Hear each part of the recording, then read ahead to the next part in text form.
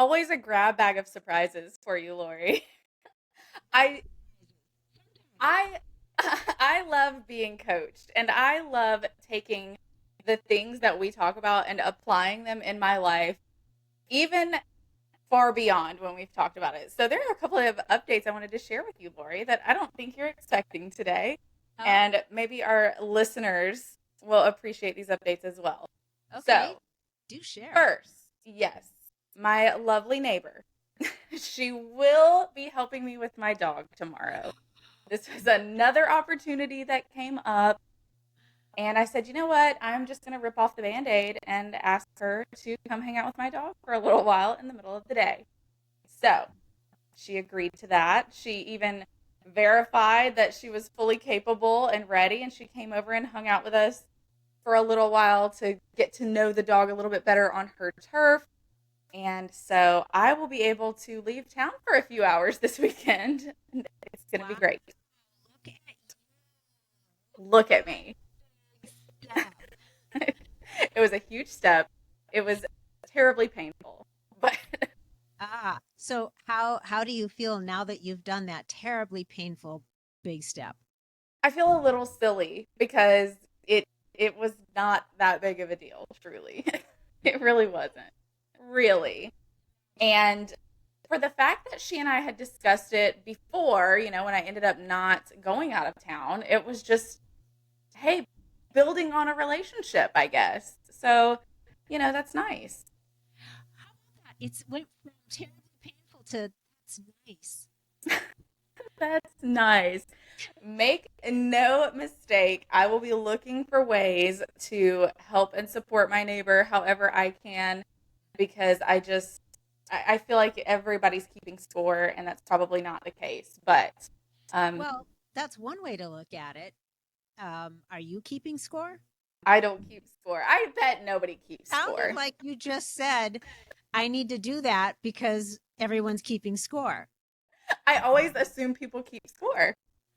Okay. So could we look at this then instead of keeping score and like, okay, she did me a solid. Now I'm going to make sure I do her a solid.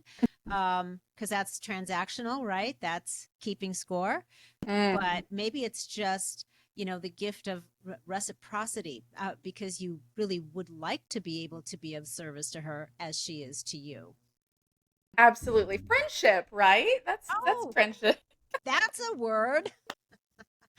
Speaking of friendship, another little update for you, Lori. We Okay. had talked recently about how millennials, that is my age group, we don't have friends or acquaintances. And you were kind of like, how do people not have acquaintances? That makes no sense.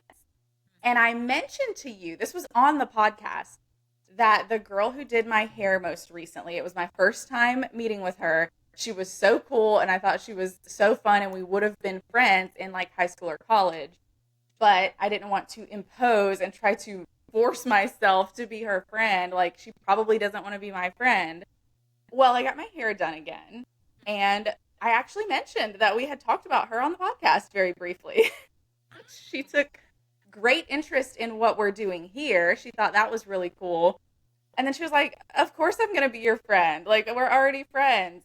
So I am going to pursue that friendship. And, you know, maybe even if we are only friends to the extent that we're friendly when I visit her salon every 5 or 6 weeks, that is kind of the relationship that I typically have with the people who do my hair. So that's a start. I'm in a new city and I don't know a lot of people. So I at least now have an acquaintance.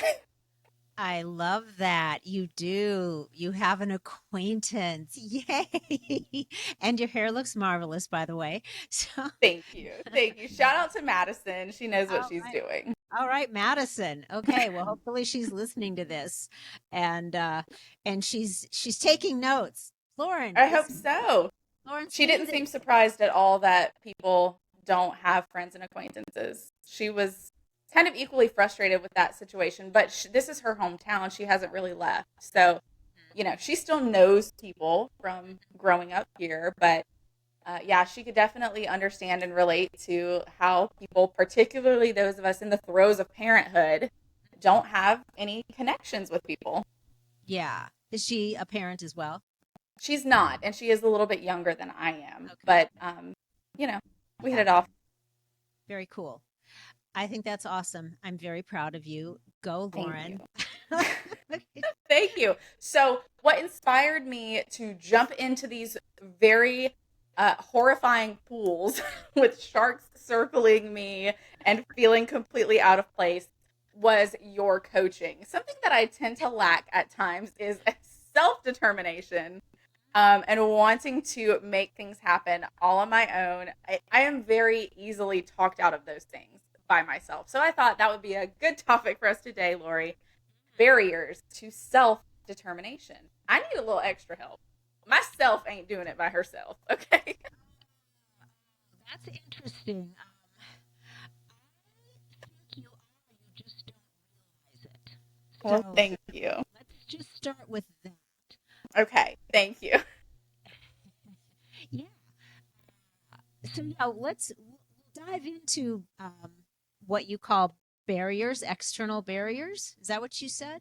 To Yeah, we wanted to talk about internal, external, all the barriers to self determination. I don't know though. Can you define what is self determination? Yeah, so let's start with that. So we're all working from the same definition, right? Self-determination is simply your one's ability to make choices, to set goals, and to guide your own life. That's all it is. And it's only then a matter of degrees of, how much you are using your own free will to determine your choices and the course, of your life, the path you're on. Does that make sense? It does make sense. Okay. Now, what let's go even a step further and talk about what actually determines that degree of self-determination that a person possesses, right? Yes. Okay, because that's really where you're going here. Like, you think you are easily swayed, you don't really have much self-determination. I say you do, you just don't realize it. So it's just a matter of degrees. So let's talk about that. So we have to then go back to your self concept. That's what is going to determine the degree of self determination that you have. So then we really have to define what is your self concept, right? We already What know is what, self concept? yeah, because we already know now what self determination is. That's just your Yes. make choices, right? I'm And an indecisive individual. So that's my starting point, Loree. okay, so first, so your self concept is, well, what is a concept? It's an idea, right? If you have a concept, you have an idea. So this Hmm. is basically, what is your idea, the idea that you have about yourself? It's how you see yourself. It's how you see your strengths, your personality, your sense of self-worth. So self-concept essentially is everything that you believe to be true about yourself. It's Okay. because the way that you see yourself determines how much control you believe you have over your life. Are you with That me? is so true. Yes. I feel like that has fluctuated over my lifetime in different phases of life. Yeah. So since self-determination really does then rest on the beliefs that you have about yourself, then it stands to reason that if you believe you're someone who lacks determination, then that will be true for you, Mm. That right? is so true. Yes. I feel like I've been the most motivated in my life when I was kind of like living out a purpose that I felt was like the calling on my life. So I feel like you're totally right.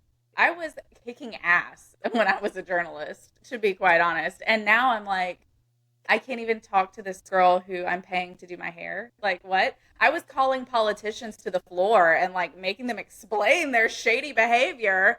And now I don't want to say hi to Madison in the salon chair. Who am Right. I?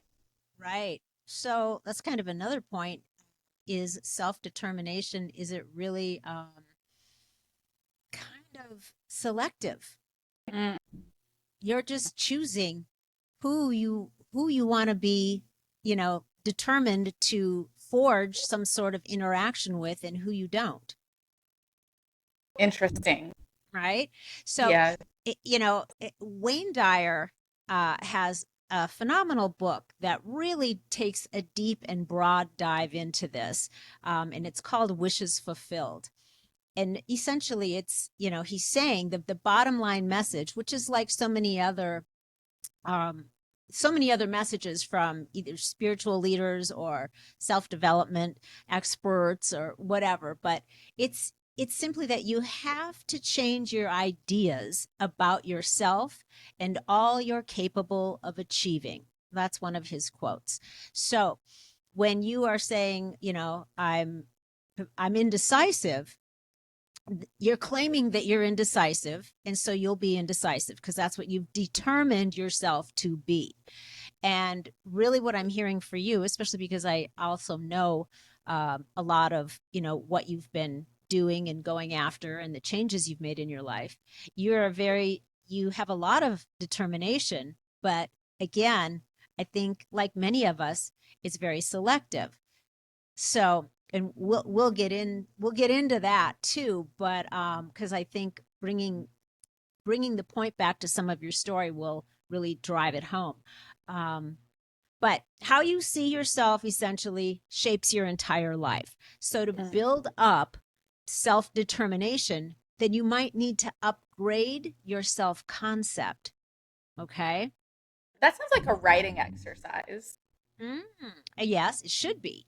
Mm. If you're someone that feels like there's just some places that you get stuck, or some things that you just can't seem to uh, drag across the goal line in your life, whatever it is, or it's just it's a place of discomfort for you, then right, you might need to sit down and do some exploring of your beliefs about yourself. So first of all, you really have to believe that you're in charge of your life, number one. And then when you can trust that you're capable, then you're more likely to make your own decisions and take responsibility for your path.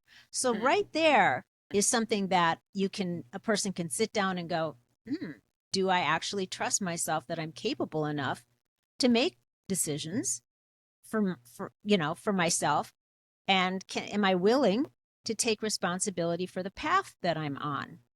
There's number one right there. When you have, that's just something to start with. Having a solid self concept helps you know what's important to you, what matters to you, and then that makes it easier to choose what fits you and not just what others expect of you. I think a Yeah. lot of times that self-determination is easily swayed if you're uncertain about what is right for you, and now you're trying to fit into a mold, or do take action steps or make decisions based on what you perceive others are expecting from you. Okay, then you're not really Yes. in charge of your own life. You're letting others influence you, right? Yes. Yes. My family dynamic definitely feeds into that type of situation where we were always, my sisters and I, eager to please our parents, and our parents always knew what was best. And a lot of big decisions in my life were very heavily influenced by either what my parents expressed were their preferences or what I believed would be their preferences. And I was well into adulthood and parenthood myself before I kind of broke free from that. And I don't doubt that a lot of people kind of live in that and may not even realize it. Sure. Yeah. I mean, it's natural as a child to want to, have the approval of your parents, to please your parents. I mean, basically when you're a kid, that's your world, right? They're in charge. And that's not necessarily a bad thing. It's just that at some point, as you get older, you might have some beliefs that were installed in you as a child that don't really fit your model of the world and what you want to do, who you want to be anymore. So you might need to change some of them. You might need to upgrade some of your beliefs. Absolutely. This is something else that you and I have talked about too, Lori, is kind of um, maintaining like a respectful boundary with um, your parents and kind of redefining what your values are when you're doing it on your own. And it's something that you pointed out that I feel like is important. Maybe our listeners might need to hear. Somebody needs to hear this. Your parents were doing it for the first time, probably. They were figuring it out as they were going along. And while they probably did it the best that they could, you now have that as a comparison to what you need now as an adult. And if you are a parent, you can kind of tweak things or make a 180 or whatever it needs to be, and just kind of do things your own way at this point. We don't have to continue to choose something if we know that it's not working for us. Yeah, yeah. Once you become an adult, then you're motivated by your own reasons, right? When you're a kid, you're motivated by, again, making sure that you are fitting into that you belong with the family. You want to be important in your family. You want to be accepted and loved by your parents. So your motivation is to make sure that you maintain and don't lose that love and approval, right?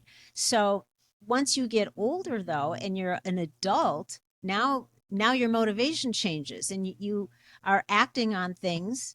uh, you're determining thoughts and actions based on things that matter to you, not necessarily just to get rewards or attention or to fit in or to go along to get along. It's stuff that matters to you, and you don't need everyone's approval, and you don't have to rely on outside opinions. You you know you have that inner knowing that you are capable of determining what is in your best interest, so you listen to your own voice. I love that. And our parents, too, are also growing and learning, and their ways and approaches may change over time as well. I feel like when I became an adult, there were a few things with my youngest sister where my parents just took a different parenting approach with her. And my older sisters and I would kind of be like, what the heck? Why have things changed? This to me, Lori, sounds like an external barrier to self determination is, the things that your family or that you perceive other people are expecting you to do that may be in conflict with your own determination. So external barriers, yeah, that's an interesting one. I think external barriers are, I think, well, I want to say imagined, because they're only barriers if you allow them to be, Mm. right? Yeah. Tell me I'm, more. I mean, so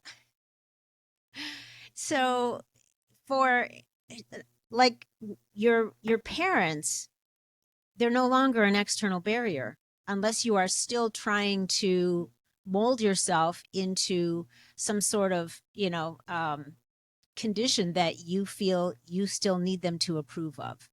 There's an example, right? That's true. When Okay. I broke up with that belief, that was no longer a barrier. You're right.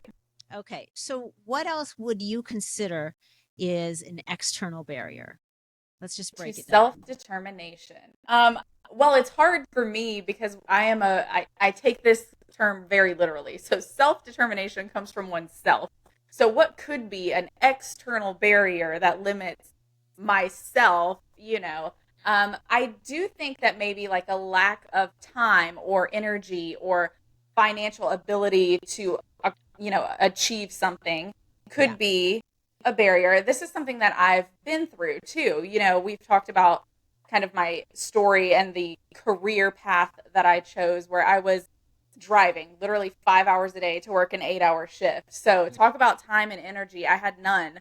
And as far as finances, I was spending more putting gas in my SUV than I was making on my paycheck. So, finances were definitely in the hole, but I had to make it happen. This was self determination. But it was one of Yeah. those things where I felt like I was backed into a corner and I didn't have a choice.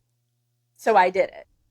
Mhm. Okay. Now I feel like I have a little bit more freedom and opportunity, and maybe the determination to achieve goals, I can talk myself out of it. I have these, suddenly the time and energy and finances are a little bit more of an issue because I have a plan B, right? I can go with the status quo. So maybe that's an internal barrier after all. You think? You know what? I've talked myself into a circle. The coaching here has been handled. So, okay, I think everything you just said kind of proves the point that lack, your perceived lack of anything, and to your, story, you spoke specifically of a perceived lack of time, lack of energy, lack of finances, right? So, your perceived lack of anything like that does not prohibit you from making new choices, new decisions, and determine a new course for your life. You just proved it because you said, I was backed into a corner and I did the things I felt I needed to do, which was not what you needed to do. It's what you wanted to do. You wanted to take a job that you really was important to you that happened to be 2 hours away, right? Right. So you spent 4 hours a day. You made the decision to use the time that you had available, because everyone's got 24 hours in a day. You used 4 of it to drive back and forth to a job that you wanted, right? Righto. You mustered the energy to make it happen. That was hard to do because Yeah. the time that I spent driving came out of the sleep bank. Yeah, yeah. So you found the energy where, however you did it, whether it was in a, multiple cups of coffee, sheer drive, whatever, you found it and you did it. So you determined to make it happen, even though it was hard, and you did it. So those things weren't a barrier. Actually, they almost, were they were available resources and you used them. That is such a different perspective, Loree.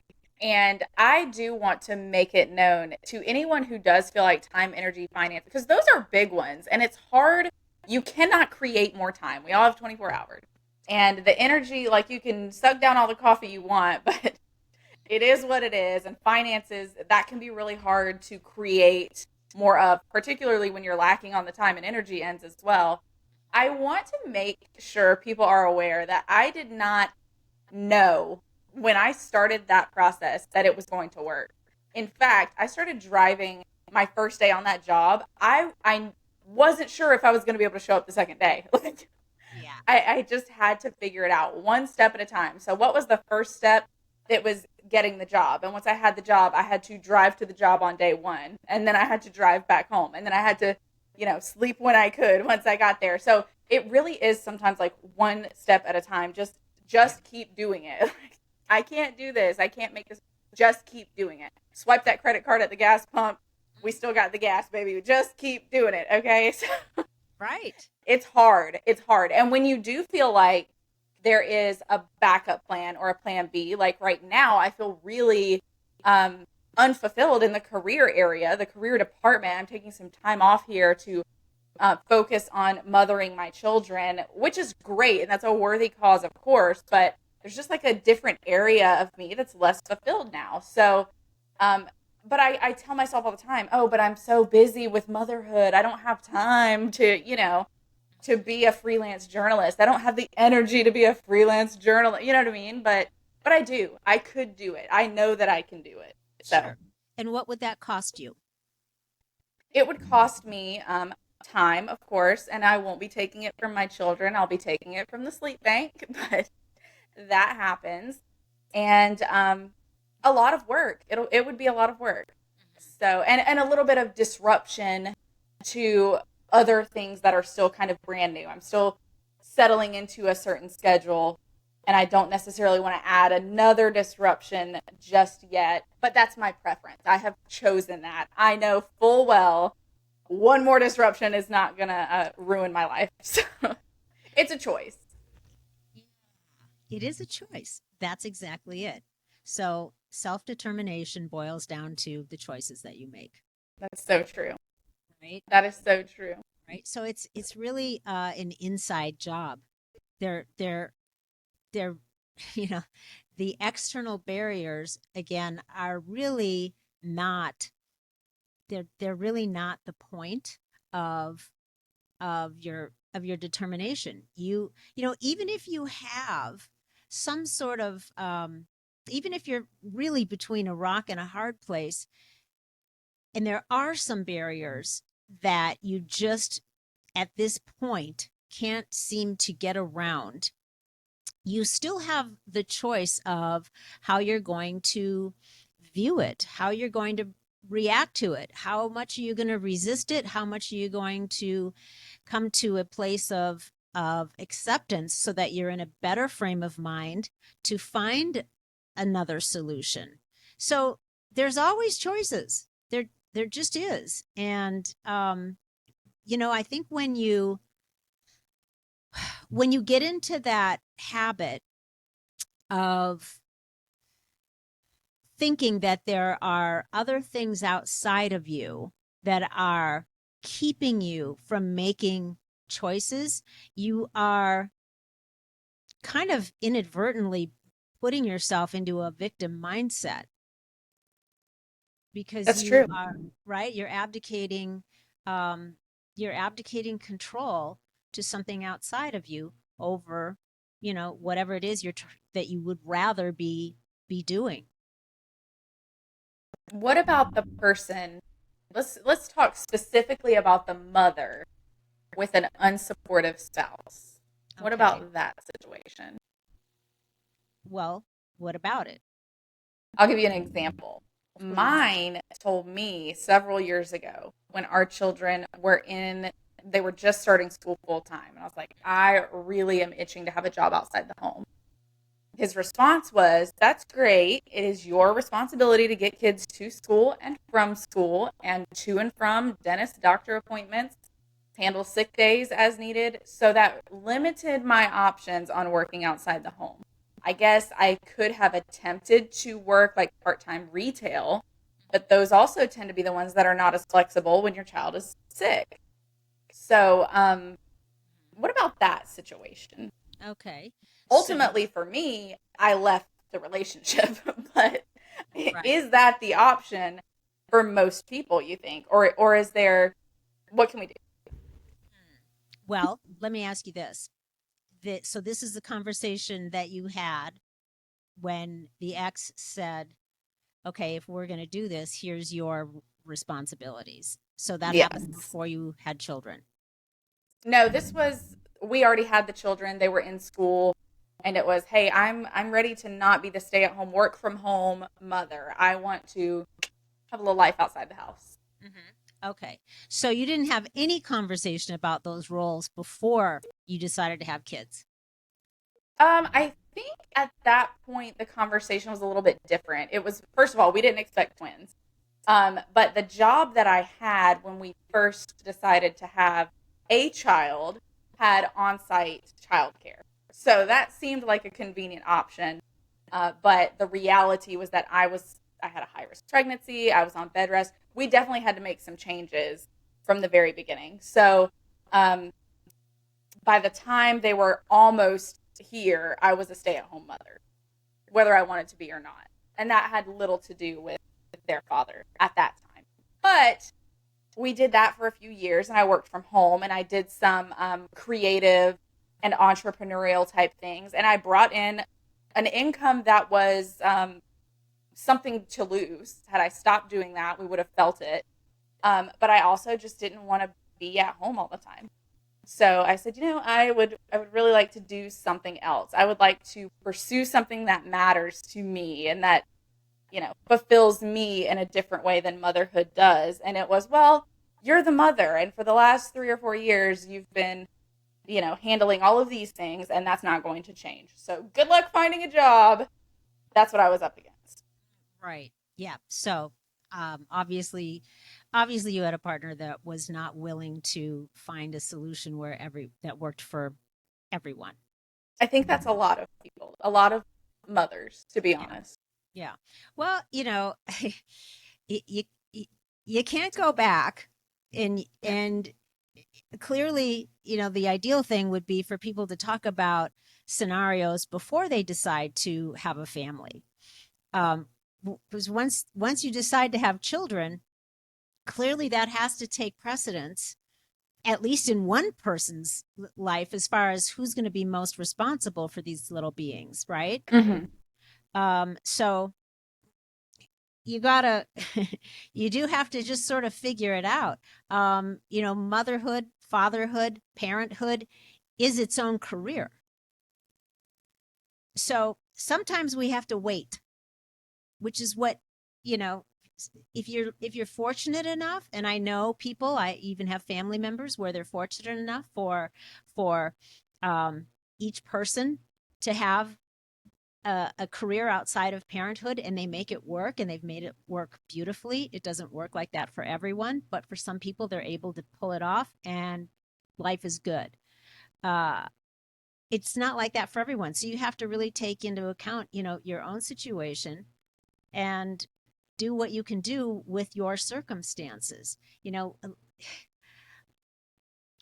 Lack of support, it really is something I think that it can be an excuse to not act on what you want. Number one, as I said, it's also a way to feel like a victim by blaming others for you feeling like you're stuck in this place you don't want to be in. But again, you have to boil it down to, you made a life altering decision to become a parent. And so, at least for a while, no matter how much you may want something else, in addition to that, if you have to choose between that and the parent role, because circumstances don't give you a whole lot of choices in the moment, then that's your responsibility to choose that. And you can have a career or a job outside the home later. It doesn't mean you can't ever have that. Maybe it means you just can't have it right now, because your career is being a parent to the little being or beings that you just brought in, right? Right. Yeah. So, and ultimately, some people are able to work out some of those rough spots and challenges as they navigate this new thing called parenthood, and they're able to figure their stuff out and be a team. And some people sometimes just can't get it together for a variety of reasons. One person just isn't going to, bend and compromise and help. So, unfortunately, those they don't last. And that's, your situation.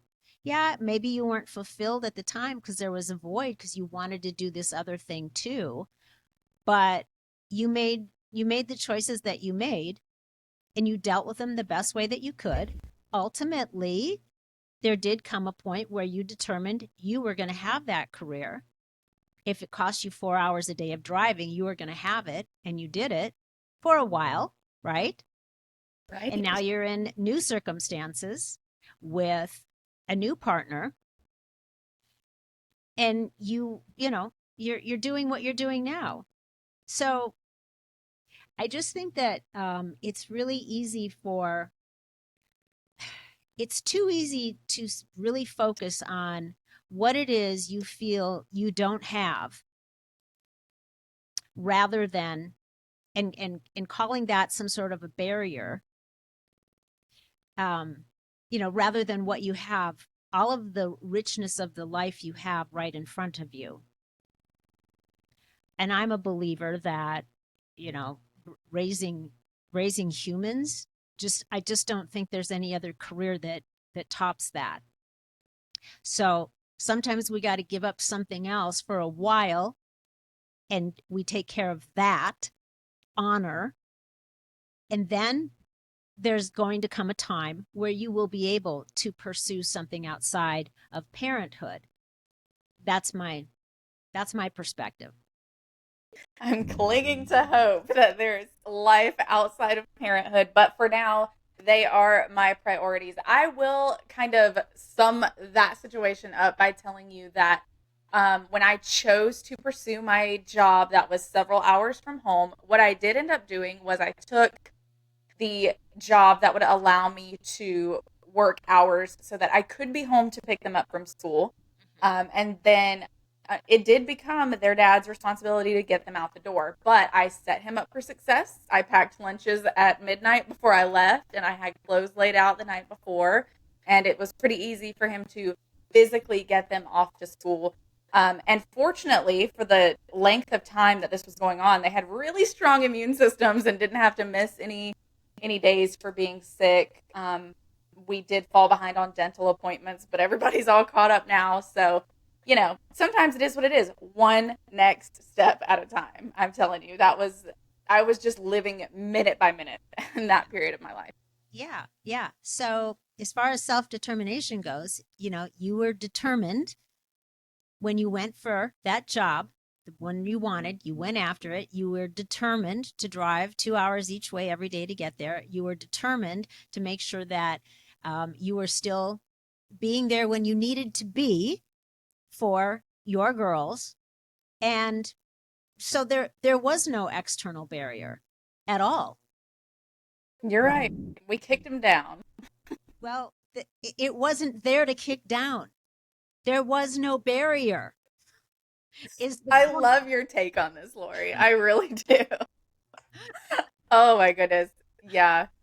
So would you let's say you had made a different choice back in the beginning. Would you rather have the career now that you want so badly than the children you have now? No. So No. My children are great and they're wonderful. And the most important thing is that they are here. And what I'm not going to do is not raise them and have kids who feel like they were neglected in their childhood and, you know, issues later. I'm not doing that. We're not definitely not doing that. So, yes, my children are wonderful and it is my goal and mission and purpose right now to make sure they stay wonderful and get more wonderful and that we don't have any future trauma related to their childhoods if I yeah, can help it. yay. Okay, I'm sure you can. You're a great mom and you're doing a Thank you. great job. So Thank you. We're yeah. working on it. We'll see. I may be Barbara Walters later in life. We'll find out about that. But self determination, Lori, one might argue, comes from oneself. So I think we need to talk about the internal barriers. And one of those for me was always fear of failure. Okay. Because how stupid am I going to look if I tell my unsupportive spouse or family who is always highly critical or just people, I grew up knowing or whatever, like, hey, I'm doing this new thing and this is really important to me and I'm going to try this.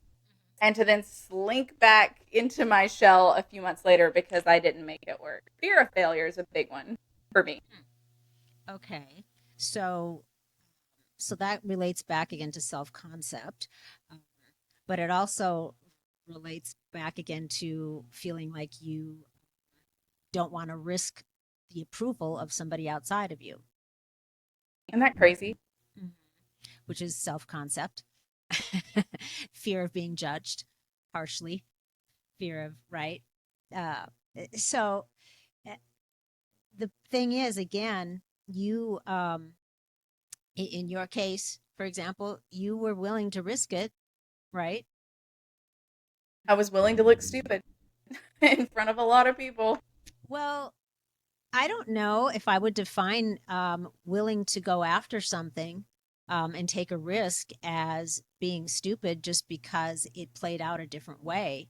I mean, that takes a lot of courage and it takes a lot of chutzpah to be able to take risks. And that's not anything I feel like should be considered failure. It's just you make attempts like we all do going through life, and then we learn from them. Sometimes they pan out and sometimes they don't, but there's always something to be learned. You always grow. You always are a little bit smarter, a little bit more savvy, whatever. And the people that might be judging that as failure, are people that probably don't have balls to take those same risks. So, True. you know, I don't know, the the the F word that comes to mind, I'm not going to say, but I think you I think you can feel it. I'm picking up what you're putting down, Loree. Right? Yeah. So, Okay, what about lack of confidence? What if someone just doesn't really believe they can achieve what they want to achieve? Example, I know in my heart I would love to be Mariah Carey, but I also know that is just not what the Lord gave to me. That's not going to work for me. I'm lacking a little confidence there. Obviously, we all need a dose of realism, but had I said I am just not cut out to do this thing that I would like to do, how would you coach somebody through that? well, I think, again, if there's something a person really has a strong desire to do, like be an amazing singer, okay, you might even have a natural gift, a natural I talent. don't. I don't. Okay. Spoiler alert. Okay. But let's just say you do. Let's just say you do. That doesn't mean that you aren't still going to have to develop some skills. That doesn't mean, the best singers, the singers that are at the top of their game have voice coaches. Mm. They have someone teaching them how to use this wonderful tool called their voice to its utmost, potential so they can use it most effectively. And so just because there's something that you want to do doesn't mean that you might not have to learn something or brush up on some skills. So, uh, you know, you you just have to be humble enough to go, okay, I really want to go after this, whatever it is, this thing. So I don't have a lot of experience, but I really want this. So, what do I have to do in order to learn it, get better at it, sharpen my skills, become more familiar with other aspects of it? So, you embark, upon the journey of figuring that out. What do you need to do to learn more, to get better? And then you do that. If you want something badly enough, then those are the steps that you naturally would take. You know what I mean? I do know what you mean. And I went into, we keep talking about that time I was a journalist. I went into that situation. First of all, I did have a specific degree. So that was something that I pursued, several years prior. And so I came with that credential. So if you can equip yourself in that way, do it. Then I came to the situation coachable. In fact, I didn't apply for a specific job. I told my story to the hiring manager. And I said, I know I have a place in your newsroom. It's up to us to figure out what that is. And she appreciated my balls, frankly, to send her that type of message. She appreciated my writing because that was on display for her and telling her my story via email. And she said, I think you're right. I think we can find a place for you in this newsroom. And so I had to start at the bottom. Everybody who works as a journalist wants to be the evening reporter or the anchor. And that was not the first step for me. It's usually not the first step for anybody. So I think if you go into a situation willing to continue the work and to continue to learn, as you just said, and to hone those skills, and I had a little bit of magic as well, where I had a coach in my, my daily boss was great at teaching, and he did that for everybody in his newsroom. And so he gave me a lot of opportunities, even from the position where I started to try different things. And I did become a reporter, and I was nominated for awards. And, have the confidence in yourself, but also be aware that everybody starts somewhere and you might not start where you want to start, but you can continue to work hard and also try to find the people who are going to see what you have to offer and to help you get to where you want to be. I love that. That's an excellent take, excellent advice. Because you do have to be willing. to be taught, to learn, to admit that there's some things that you don't already know, and be willing to let somebody coach you, help you, advise you, guide you, mentor you, whatever that is. Be willing to be to soak all of that up. So that's a really good take, definitely. I think, just being confident enough, even if you don't maybe have everything you need, but you're confident enough to know that you can learn. You're confident enough to know what's right for you at any given time, right? And then, all right, even if you think, well, I'm not quite ready, but I know this is right for me right now, so I just have to take that leap of faith and do it. And that takes, again, a lot of chutzpah and courage, but that's the individual speaking up and shaping their own direction. And that's another way, by taking those kind of what you think are maybe a little risky, a little scary, a little, oh, I don't feel like 100% confident, but I'm confident enough to jump in. All right, that's a great way of upgrading your self concept, which then helps build up your self determination. What's the worst that could happen? What is the worst that can happen? Exactly. Here's Yes, here's another one that I am currently struggling with, Lori, and maybe you can coach me out of this one. Challenges with motivation. So I'm talking about the actual planning and execution of goals. If I don't even know like what is my vision, what are the steps, it's hard to get anywhere in life when, we've been talking this whole episode about like just taking the next step. Like if I don't even know where I'm going, I definitely don't know what the next step is. That's where I am right now, to be quite honest. Okay. So you're not necessarily even just starting with how to get motivated. You're starting with, I don't even know what I want to get motivated about. Isn't that crazy? No, a lot of people feel like there's something missing and they're not sure what it is. That's pretty common. So they're not sure what direction to start heading in. Mm, Um, and it's very common. It's very common, especially with mothers who are feeling that urge to add something in outside of parenting. right. So I get it. And they're just not sure. They're just not sure what it is. That's almost like a whole episode in and of itself. Um, I think that, there's two things. Again, back to your main responsibility of parenting. Sometimes it's just a timing thing. You might be itchy to get out and do something else, but it may just be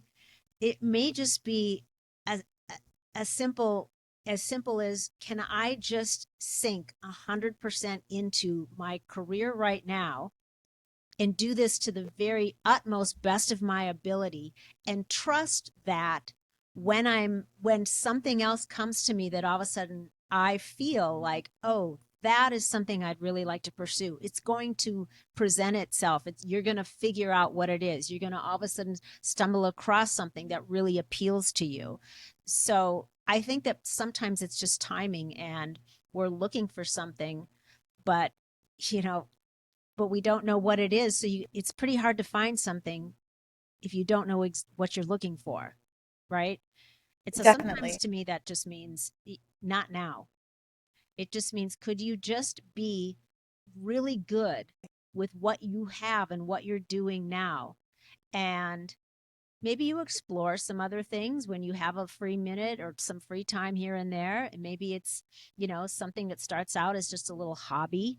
And then eventually that can turn into something bigger as your, time constraints change with regard to parenting. But that's one thing. But I think otherwise, there's a whole, uh, I don't know. I think that, again, I did a podcast on this sort of finding your passion um, theory a while back with a wonderful woman. Her name is Terry Trespicio. I'll have to find that that episode, but we We will really, link it. Yeah. yeah, I she's got a great book on this subject, and really we talk about how that's not necessarily a good way to think about things. And I Mm. tend to agree. But I don't want to get too off track here because I really do think that that is such a big subject that it deserves its own space other than a couple of minutes inside of this space. But I would just say that sometimes it's a lot easier to evolve because really what you're talking about is evolving and expanding who you're being. Mm. And I think that sometimes that doesn't come to us until we are willing to sink in and absorb and give all we have to what's in front of us in the moment. Our kids are not with us for that long in the big scheme of things. It goes really fast. I know it doesn't feel like it in the moment, but it goes really fast. And, in an average lifetime, that's a tiny percentage that is being asked of you to give to them what they need to be well equipped to go out into the world on their own. And I think that, if you look at that as this gift, this honor, and this responsibility that you chose, then do that and do it well. Mm. And if you are someone that is able to find something else outside of that to do simultaneously and it works for everyone, wonderful. Do that too. I'm not saying there's only one right way. I'm just saying it seems like sometimes we can talk ourselves into feeling like, oh, this is just not enough for me. I need to go find something else to be fulfilled. Because now you're living in a way that you've determined that you need something else outside of you to feel fulfilled. And that is, again, it's an inside job. It's living from the outside in instead of from the inside out. Again, probably Definitely. another topic for another Oh, yeah. episode, but I love that. I think it should definitely be a topic for the future. I do want to encourage people who are in that place right now.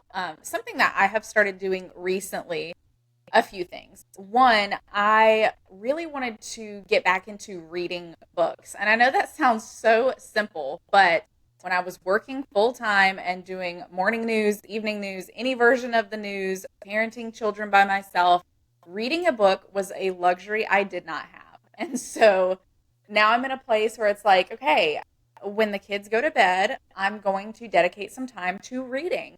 And that has been, I won't say that it's like fulfilling, but it's something I enjoy and I look forward to it. And it also gets me kind of out of the house a little. I'm not literally out of the house, but I'm doing something that is not centered on my children and my home. yeah. And so that has been really meaningful to me. Something else that I want to be better about working into my routine is running, because I did used to do that. And it was kind of the same thing of just like breaking up my day a little bit was something that was just mine. And so now I'm not doing it like the way that I used to or wish I would, but that is definitely on the to-do list. One of these days, I'm going for a run. And when I do, I'll be running every day. I just know it. So that's another one. I saw somebody yesterday in my neighborhood who was just like laying out on the front lawn, like sunbathing. And I'm like, man, what a life. And then I thought, that could be me. Like, I could just go enjoy the outdoors for a little while by myself as well. The kids are at school. What's stopping me? It's this perception that I have to be busy all the time. And in reality, I don't have a full time job right now. I am parenting. And when they're at school, I get to choose how I spend the very limited time that I have. So, reading, running, hanging out outdoors, just doing something else that isn't making me feel negatively about my life is kind of a step in that direction. So that's kind of where I am. And I've also tried to just embrace it for what it is, Lori, and tell myself, like, how fortunate am I that I have the opportunity to just spend my focus right now on these kids, because there were times when I was working full time and I was just deeply regretting missing things at school, or, just I'm not sure if my kid has a sniffle. I'm sending her to school anyway because I have to work. That's hard to do. And so I'm really just trying to be very appreciative and grateful for what I have right now, even though it's not exactly what I planned. Yeah. Well, and maybe that's a good thing. Sometimes, other plans happen and they end up to be, for the best. So For the I, best for now. for now, yeah, nothing's permanent, right? That's This right. will pass is a really true thing. So enjoy what you have available right now. And I think that's such a good point. That's what I did, Lauren, while I was being essentially a stay-at-home mom for the most part. I read. I still do. I'm a voracious reader and I read hours every single day. First thing in the morning and the last thing at night before I go to sleep.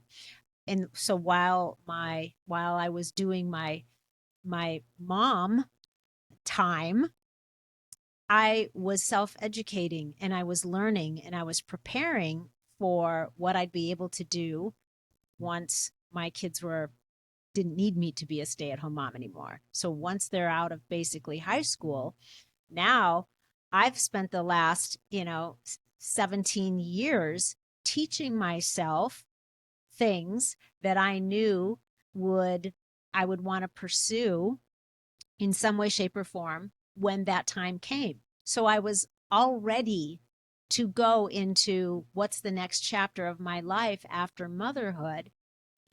And it was perfect. Nothing suffered. I didn't have to give up anything. This was just the path. And it was wonderful. So, taking the time to, whether it's reading or listening, if you're not a reader, listening to audiobooks, taking the time um, to learn, to grow, to teach yourself things, while you can do that while you are being, the best, most attentive parent on the planet, you can still do that. And I think that that's something that is also easily overlooked, and yet it's quite available. The other thing I wanted to mention too is, you had asked about having a vision. And we touched on that for a couple of minutes, but if you do, there is this, you started out talking about motivation, and I think that there are some main steps, just some basic, real quick steps around motivation. Maybe you do know kind of what you want to do. And maybe it's something you're going to try to do, while you have young children. Cool. Or maybe it's something you're preparing yourself to do for when they get a little older. Also cool.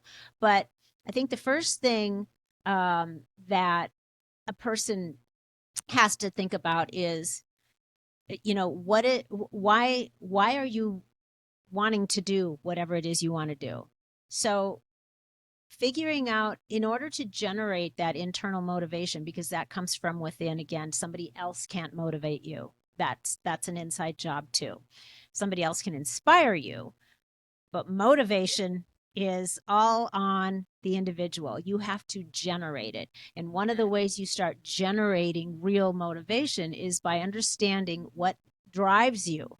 What is driving you to want what it is you want, or to do what it is you're wanting to do, right? So understanding why you want something is crucial. It's really important, because that's what's going to compel you to act, right? Then, once you are compelled to take an action step, okay, now you need to map out. That's step 2. So first determine, why do you want what you want? Then you go, okay, what are my action steps? So nothing happens without the action steps, even if they're tiny ones, little things, something you can start reading about, learning about, whatever it is. That generates momentum. And then your momentum, well, that's occurring, right, as a result of the action. And that's going to move you toward, your goal or whatever it is you're trying to achieve. And this creates this loop. It's a loop of continually feeling even more motivated, taking more action, generating more momentum. which, makes you feel even more motivated. So it's just this wonderful loop that feeds on itself. But if you don't understand really and have a solid, this is why I want to do this. This is why this is important to me. This is why I'm making this, another mission in my life, so to speak. If you don't know what that is, then you don't have the fuel that's going to drive you to take some action steps. You need that. You need to know what is motivating you to do or go after what you're trying to, accomplish. So you have to get really clear on that first. So why do you want this? What steps can you take? And then using the momentum that you generate to continue fueling, the whole process.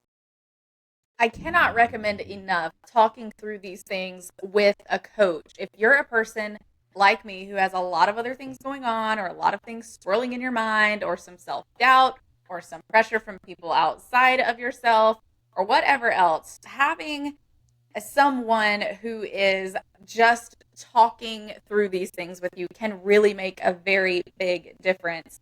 Loree, we changed my life in a matter of months. So I will not stop speaking about it. I really do think that coaching can be a very useful tool for people. Yeah, and there are so many really good coaches out there. But when you think about it, anyone that is trying to rise up to their full potential, or just unpack some things, or needs help with figuring out, that vision and their action steps, whatever that is, they hire a coach.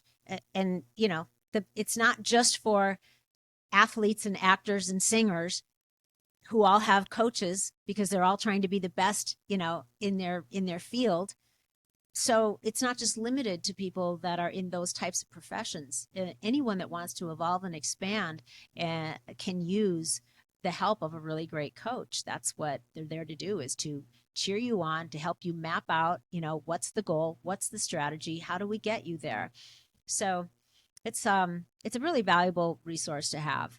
Uh, so as far as this was a really good talk about self determination. So I just want to wrap up by saying, strengthening your sense of self determination, and remember that means your ability to make choices, set goals, to guide your own life, means taking ownership of your choices and actions. So, my invitation to you guys would be, think about maybe just one area in your life where you would like to feel more in control. And ask yourself, what do you believe about yourself in that area? Again, self concept. Like, example, do you feel capable or do you feel incapable? If you feel incapable, then that's a belief you're going to want to examine, and you're going to want to replace it with a new belief that supports, what it is you would like to feel more in control of. So anything like that, any limiting beliefs, you have to say to yourself, how could changing that belief help me take more ownership? So, in other words, what new idea about yourself do you need to install in your belief system that will enable you to make decisions that support what it is you're determined to do? That was a I lot. love that. You got it? Yes, yes, I love that. I think definitely what we believe about ourselves plays a really big role in what we allow ourselves to accomplish. Sometimes people are, you know, afraid of what they might be able to accomplish if they fully believe that they could, in my opinion. Yeah, there's a lot going on there. So that's the invitation. Examine self concept, and make sure, if you're interested in coaching with me, go to my website, loreebischoff.com, check it out. And I also do coaching for teenagers, and we have a great course, the Teen Life Coaching course, that is all about this. And it's speaking directly to high school age teenagers. So that's available too, everyone. That would have been a really huge game changer, I think, for me when I was a teenager. Was having some sense of direction outside of just following what my parents expected of me or preferred of me. So that is going to be linked in the show notes if you're looking for that, as well as Loree's website directly. Find us on social media. We want to continue this conversation with you in our Facebook group. It's the We're Talking Shift group. Be sure to request. We'll get you approved. Unless you're a bot or a troll, then please don't even bother.